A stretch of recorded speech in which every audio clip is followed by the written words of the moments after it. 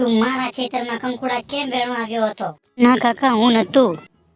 અરે તું જ હતો, મેં મારી આંખોએ જોયેલું છે. મને ગાંડો ના સમજતો.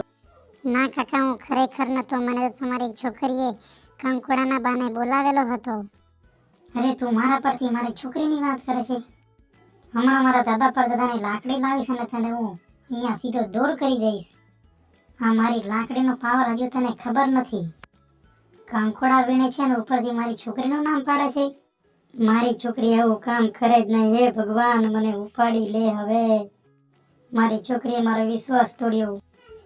પપ્પા, મને મગન કાકાની છોકરીએ કંકુડાના બાને મળવા બોલાવ્યો હતો અને એના પપ્પાએ મારા માથે કંકુડાનો આરોપ મૂકી દીધો છે. હવે શું કહે છે નરાધમ?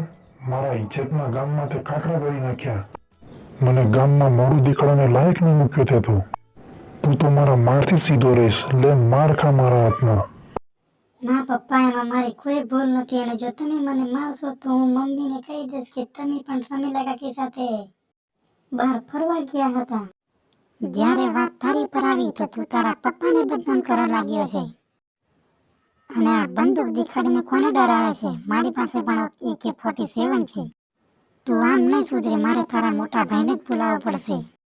છોકરીઓના ચક્કરમાં ભણવાનું પણ તે બગાડી મૂક્યું. જબ તારા મોટા ભાઈને બોલાવું. ના મમ્મી, એવું ના કરશો. મોટા ભાઈએ તો મને પહેલા પણ બહુ માર્યો હતો. ના, હવે તારે ખાલી 1 મિનિટમાં તારા મોટા ભાઈને બોલાવું. તારી બધી મજાક અને મસ્તી હમણાં એક બાજુ રખાવી દઉં છું. બેટા જો, આપણો નાનકો હવે બગડવા લાગ્યો છે અને ધીમો ધીમો આપણે ગામની આબરૂ એક સાથે મિટાવા લાગ્યો છે. તું એને સીધો દૂર કરી દે. હલો મહેશના પપ્પા, હવે મહેશને તમારે કંઈ જ કહેવાની જરૂર નથી. તેને આપણો ચિંટુ જોઈ લેશે અને સીધી રીતે સમજાવી દેશે. ચલો મમ્મી, હું જાઉં છું. મેં એને સમજાવી દીધો છે. સારું બેટા, ચલ જા તો. મેં પણ